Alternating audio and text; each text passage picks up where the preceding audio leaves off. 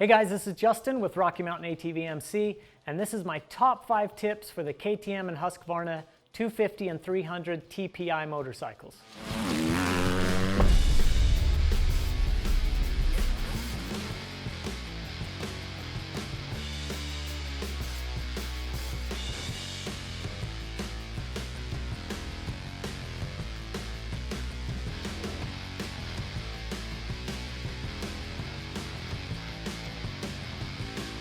All right, so this video is for you guys or gals who bought a 250 or 300 KTM or Husky fuel injected 2-stroke. Now, it also goes by the name TPI, which stands for transfer port injection. Now, I've had my bike since December of 2017 when they first came out. The 250 was the only option we had here in the United States. For 2019, the 300 is also available. I've put about 40 hours on this thing and I've loved it. It's been a great bike. I haven't had a single issue with it. It runs great. And best of all, when I go up into the mountains, do some trail cleaning or trail riding, whatever I'm doing, this thing runs crisp, just runs awesome. Now, there's a lot of misinformation on the internet with these bikes. People are doing weird things with them, trying to adjust them, make them run faster or whatever.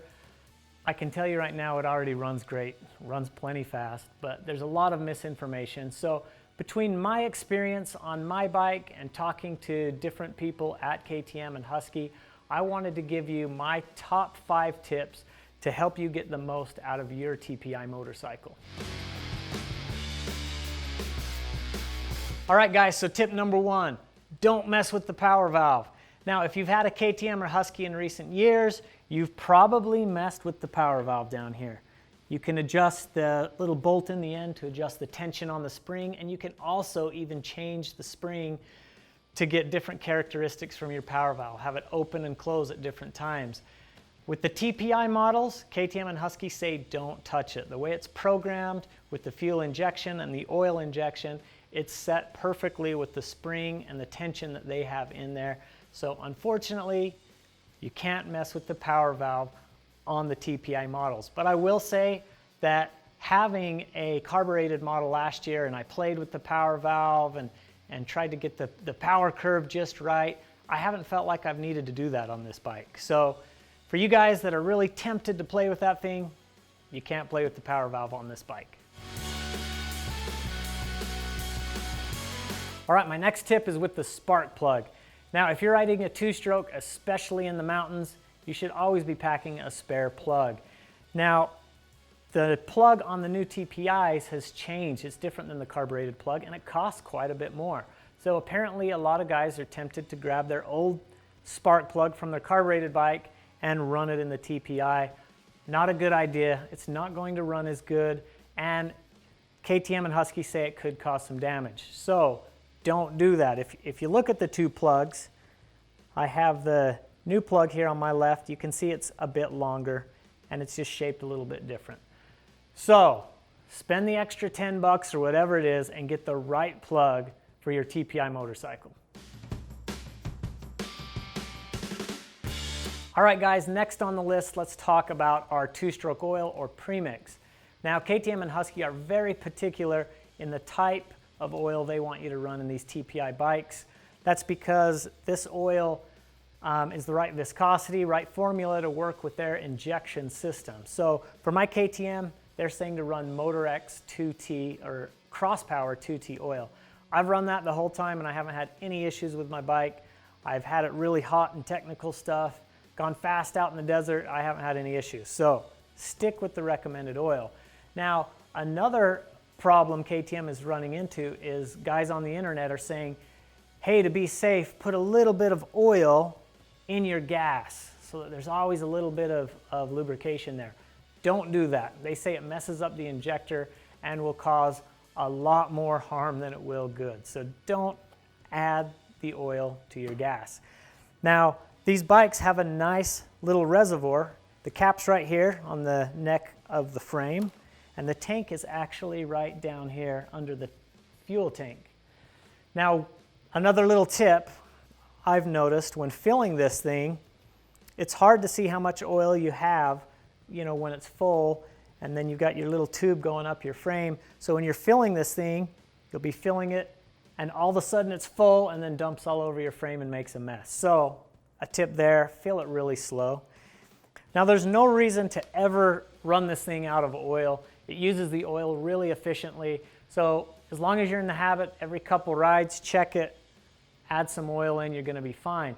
Now if you do run it out of oil, and hopefully you don't hurt your engine, but if you do run it out, or if you're changing reeds or unhook the oil line for any reason, you're going to have to prime the injection pump. So to do that, KTM actually sends the bike with this little plug they call a wake-up plug.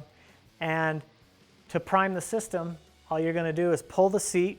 You're going to hold the throttle wide open, plug the little wake-up connector in, and then you're going to wait about 5 seconds, at least 5 seconds. Let go of the throttle, and you should hear the pump run. And as soon as the pump's done running, you're able to unplug the wake-up plug, and the system should be primed. But always check your oil line, make sure there's no air bubbles in it. If there is, repeat the process. So not a big deal. It's something I actually haven't had to do yet. I've done it just for fun, just to see what it was all about. But just one more little thing that you've got to keep in the back of your mind when you have one of these TPI bikes. All right, so on to my fourth tip. We're going to talk about the ignition map switch. Now, the 250s and 300s come with two different map settings. One setting is the performance setting, and the other setting is the soft setting, which is better for muddy or technical conditions, kind of mellows the bike out a little bit. Now, on the KTM XCWs, they actually don't even come with the switch. I believe the 6 days model does, but the regular XCW will not. Instead, it has a plug underneath the tank. If you want the soft setting, you're supposed to pull your tank, unplug it, and then you have the soft setting. None of us want to be pulling tanks on and off to get that setting, so you're better off just to buy the switch, plug it into those plugs, and run it up to your handlebar. Now the Husky models, I believe, come with this switch. So right there on your handlebar, you can change it on the fly. Now a lot of guys get confused on which setting is which. Number 1 is the performance setting, number 2 is the soft setting. So if you remember that, it's kind of nice to be able to toggle that switch depending on the situation you're in. All right, my fifth and final tip has to do with riding in elevation. Now, I bring this tip up because I know you're not going to read your owner's manual, even though you should. But anyway, my favorite thing about this bike is that it runs good all the time. I can ride it in the valley, I can take it up in the mountains, and it's always jetted correctly. It just runs crisp, clean, all the time. But my first time I took it up in the mountains this spring, I started, I loaded it up at my house at 4,000 feet, took it up to 7,000 or 8,000 feet, got it out of the truck, started it, let it idle while I put my helmet and goggles on, and then I took off. And the thing kept cutting out, bogging, and I was starting to wonder, what the heck is wrong with this bike? And then I remembered reading in the owner's manual that if you're going to be making extreme elevation changes like that, when you haul it in your truck or trailer, you need to start the bike, turn the bike off, let the bike adjust for the ambient pressure, and then start it again. So I remembered that, stopped the bike on the trail, let it sit for about 5 seconds, fired it back up, and it ran perfect all day. So if you ride, take your bike in extreme elevation changes, whether you're going up in the mountains or you're in the mountains going down into the valley, make sure to fire it up, kill it, let it sit for 5 seconds at least, and then start it up again, and that allows the computer to adjust to that ambient pressure, and it should run perfectly. Now, if you're starting in the valley and riding up into the mountains, that should give the bike plenty of time to be recalibrating all the time, so you shouldn't have to worry about it.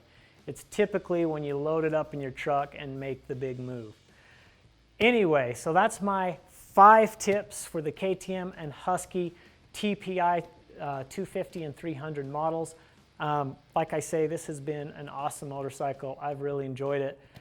We carry all the OEM and aftermarket parts for these things, so be sure and check out our website for all your parts, apparel, and accessory needs, and subscribe to our YouTube channel. We've got a lot of different how-to videos, product spotlights, and top fives. Thanks a lot for watching.